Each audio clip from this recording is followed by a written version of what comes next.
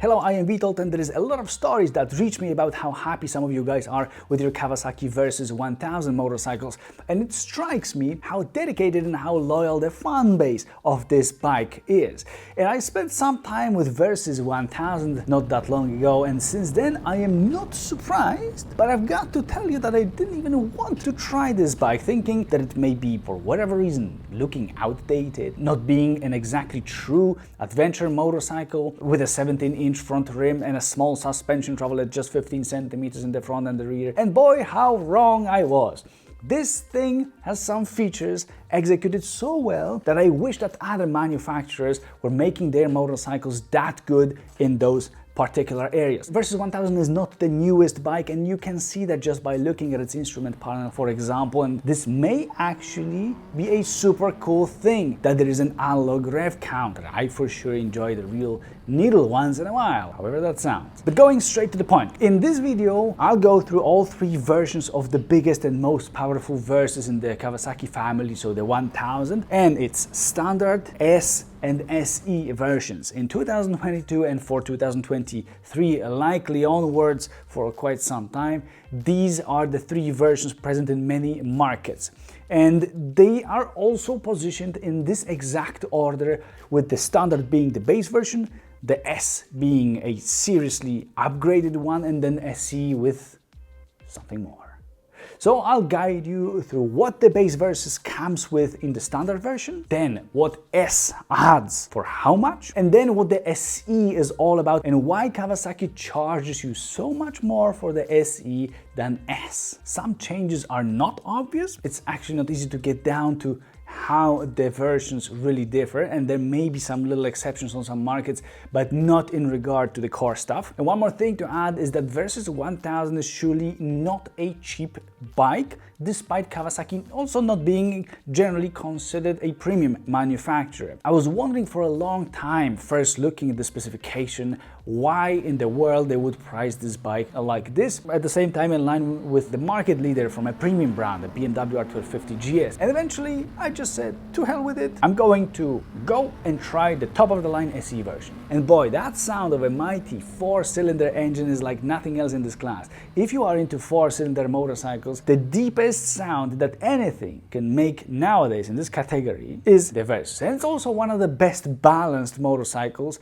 that allows you to make any kind of maneuver at the lowest speeds without falling on your face, dropping the bike or supporting yourselves with your legs. It's also pretty comfy, and the position on it is different from anything else in this class, just a bit more sporty, but still upright and generally comfortable. And it's also got an inbuilt vibrator. I accidentally tested it myself in my full review of the Versys 1000 SE. It's linked in the description. I can't say I exactly enjoyed it, this particular experience. The bike I did enjoy, but it definitely was something. Check it out. So let's say you're going to Kawasaki's showroom and want to buy the standard version of a Versys 1000. What you are always getting is the same 1043 cubic centimeter engine with 120 horsepower, 102 newton meters of torque, paired with what propels the rear wheel, so a chain. That's not the perfect solution, I feel, for the price, and you should know that the bike already comes with Corning ABS, traction control that allows you to choose settings independently of power maps.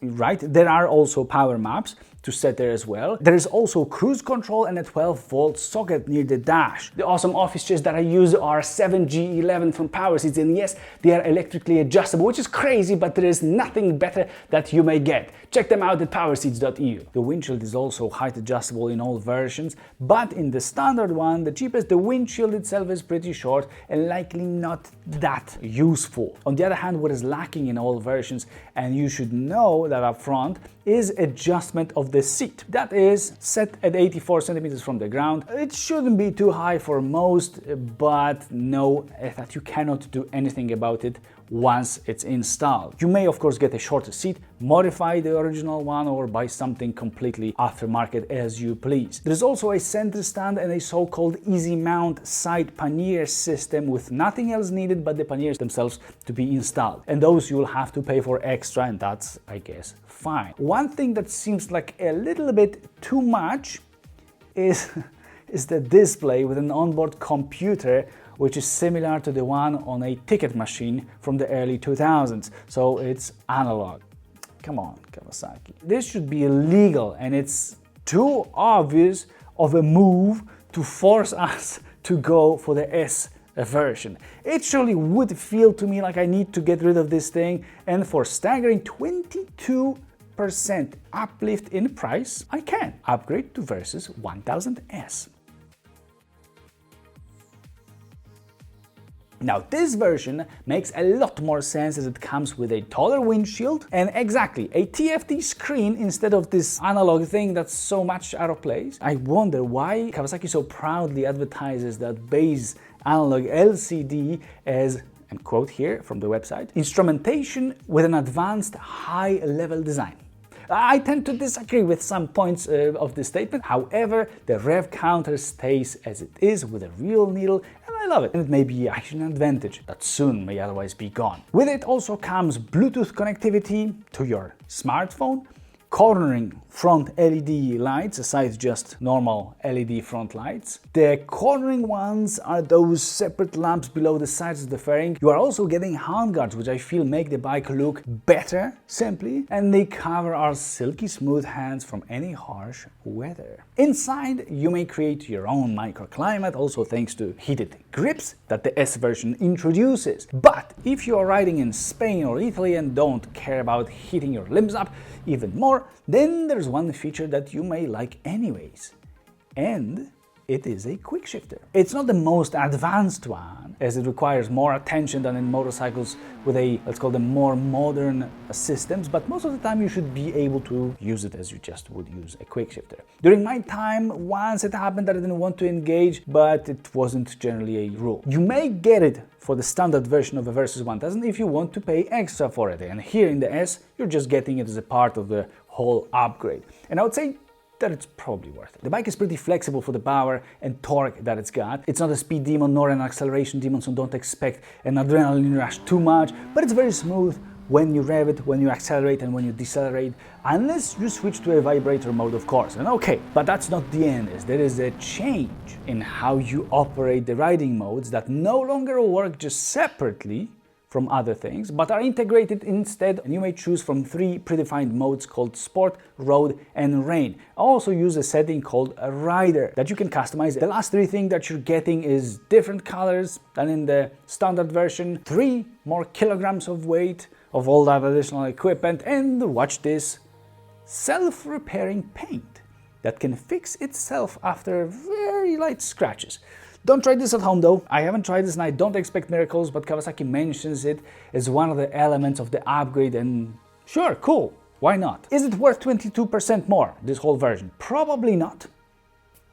But we've got no choice basically, and I don't see a way of living with that screen so deep into the 21st century, so it's just not up to discussion, I think. However, if you're in a warm country and don't need heated grips, then would you want to pay so much more for a screen, Bluetooth and integrated riding modes, knowing that handguards and taller windscreen and the useful quick shifter you may buy separately? Well, I do whatever I can not to ride in the dark, so I wouldn't appreciate the cornering front light. I don't care about Bluetooth, and in fact could probably live with that screen in order to save a lot of cash. Think about it, because it may actually make sense. But if it doesn't, and with today's price raises you just want to get rid of all your cash, not to lose any more money just by keeping it, there comes the Versys 1000 SE.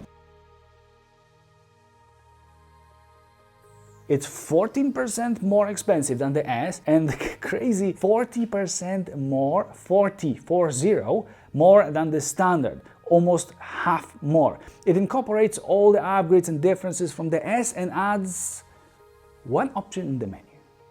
Nah, I'm kidding, but in fact, what the difference between S and SE is the way you can change the suspension settings. In the standard and S versions, it's manually adjustable, while in the SE, you are getting electronically adjustable semi-active Showa Skyhook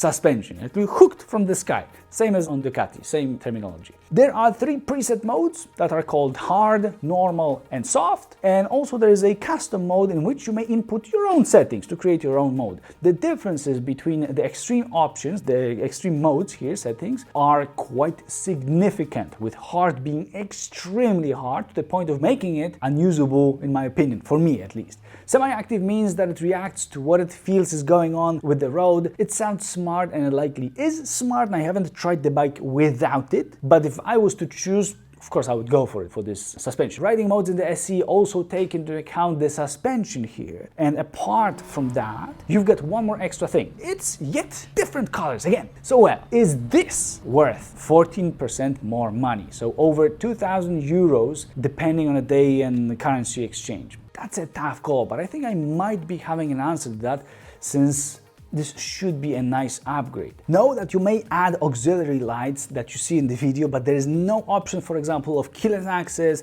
of heel hold, of radars in the front or rear, of heated seats, or even tire pressure monitor, which is hard for me to believe, but it is what it is. You may add an aftermarket device, but you know, it's not the same as the system that the bike might be coming with from the factory otherwise. Also remember that buying even a new bike, you're not exactly consuming all that money, as when you sell the bike, part of the money gets back to you. So it's not like you're burning those over 2,000 euros out there and you won't see them again. You won't see them again, of course, you may see a small part of that, but it's still coming. On the other hand, depending on your expectations towards a motorcycle, there may be bikes that offer you more power and performance, a little bit more adrenaline, a bit more comfort, more wind protection, better handling, or sort of overall more fun and craziness when riding, if that's your thing. But Versys 1000 SE doesn't have any real big and serious flaws like some other motorcycles mostly have.